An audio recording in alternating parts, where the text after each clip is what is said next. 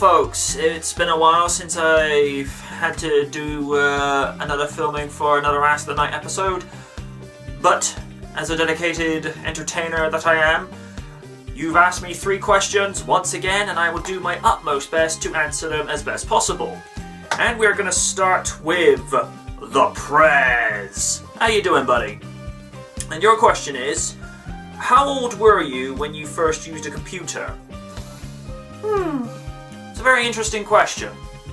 The earliest memory I have of using a computer were these old BBC computers, not British Broadcasting, not the British Broadcasting Company. It was just a label that they put on computers back in, I think, the late 70s and most of the 80s. And by today's standards, yeah, they're ancient, they're prehistoric, but they were, for educational purposes, they were cutting edge at the time where I went to school in Bristol.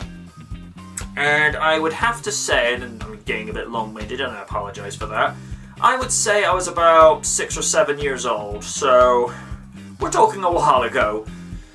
And it's a little thing.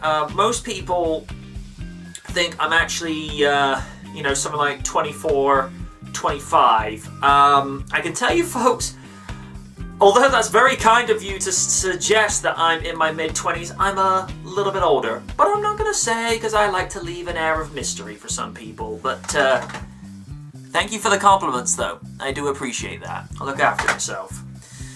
Right, and on to question number 2. And it's from Kira, or as I prefer to call him, the Commander. How are you, good sir? You're in a world full of walkers. I'm guessing this is a zombie-related question.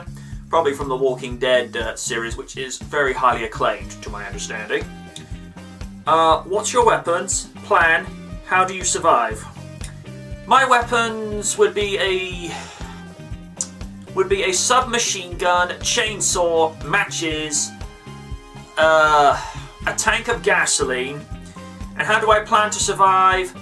Go somewhere real high that they can't even think of getting into doors or buildings, and just hide out and go underground just to collect food supplies. Yeah, that would be my plan of survival. Hope that answers your question. And we have one of my frequent askers, the Co-92, one of the most respectable men on the internet. Good sir, how are you on this fine day? And your question, what are your thoughts on Sony's Sinister Six and Venom spin-off movies?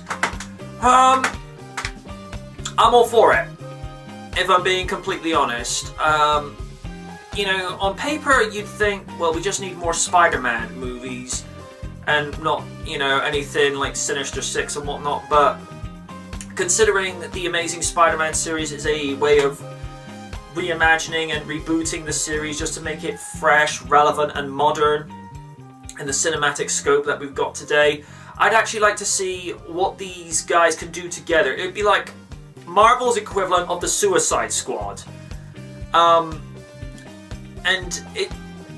The animated movie Batman on Arkham Asylum, which I personally think it would have been better, the Suicide Squad on Arkham Asylum, but Batman, is such a leading and powerful comic book name, movie name, and animated name. It garners attention and respect.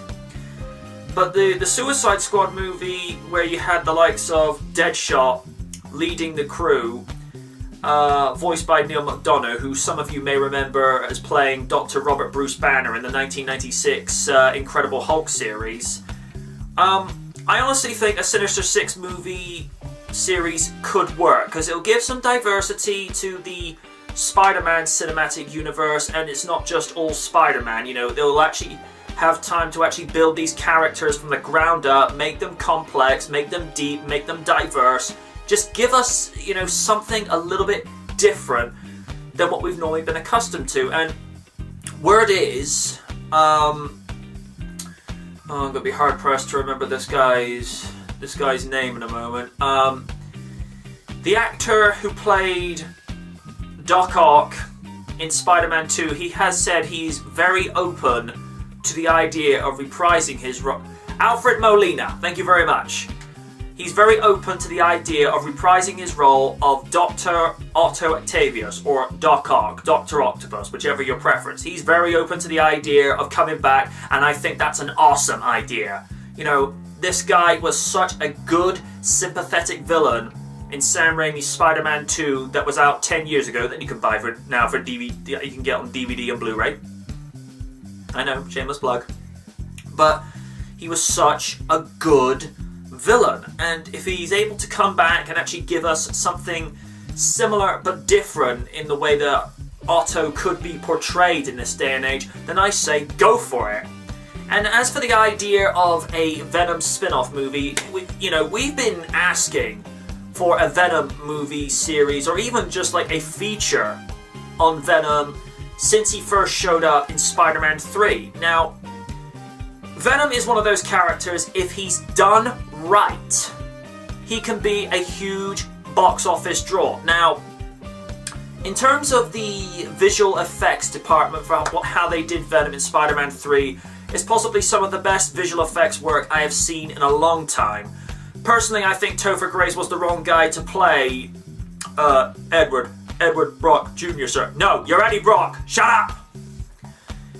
If they had gotten Hank Azaria to be Eddie Brock, but get him to be a little bit more buffed up, because also Hank Azaria was the guy who voiced Eddie Brock in the 90s animated Spider-Man series, so that would have been a nice little reference to. But some people have even suggested Brock Lesnar to play Venom. I'm gonna play Eddie Brock. No, Brock, I told you before, you have to have talent.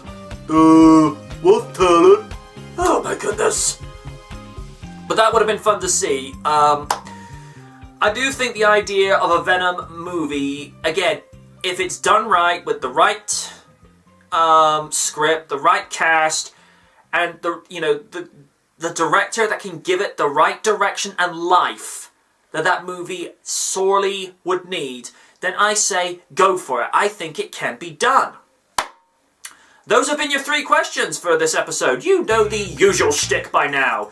Send a question to one of the social media links in the outro, comment section below, or to the forum, and I will ask them as best I can.